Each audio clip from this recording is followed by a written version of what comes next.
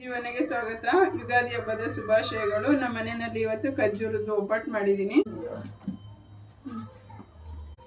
ನೋಡಿ. ಪೂರಿ ಮಾಡಿದ್ದೀನಿ, ಮತ್ತೆ ನಿಂಬೆಹಣ್ಣಿಂದು ಚಿತ್ರಾನ್ನ ಮಾಡಿದ್ದೀನಿ.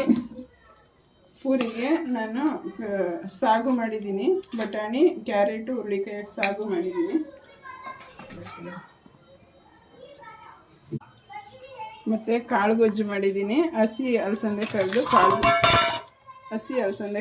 ಕಾಳು ಗೊಜ್ಜು ಮಾಡಿದ್ದೀನಿ ನೋಡಿ. ಹೆಸರು ಬೇಳೆ ರೆಡಿ ಇದೆ, ಮಾಡಿದ್ದೀನಿ. ಮತ್ತು ಸಂಡಿಗೆ ಮಾಡಿದ್ದೀನಿ ನೋಡಿ. ಮಡಕೆನಲ್ಲಿ ನಾನು ಮೊಸರನ್ನ ಮಾಡಿದ್ದೀನಿ. ಇದಕ್ಕೆ ಬಿಸಿಲಿಗೆ ಒಂಥರ ಚೆನ್ನಾಗಿ ತಣ್ಣಗಿರುತ್ತೆ ಅಂತ ಅಂದ್ಬಿಟ್ಟು ನಾನು ಇದನ್ನು ದೇವ್ರದ್ದು ಮಡಿಕೆ ಇದು, ನಾನು ಇಂಥದಕ್ಕೆ ನಾನು ಬಳಸ್ತೀನಿ.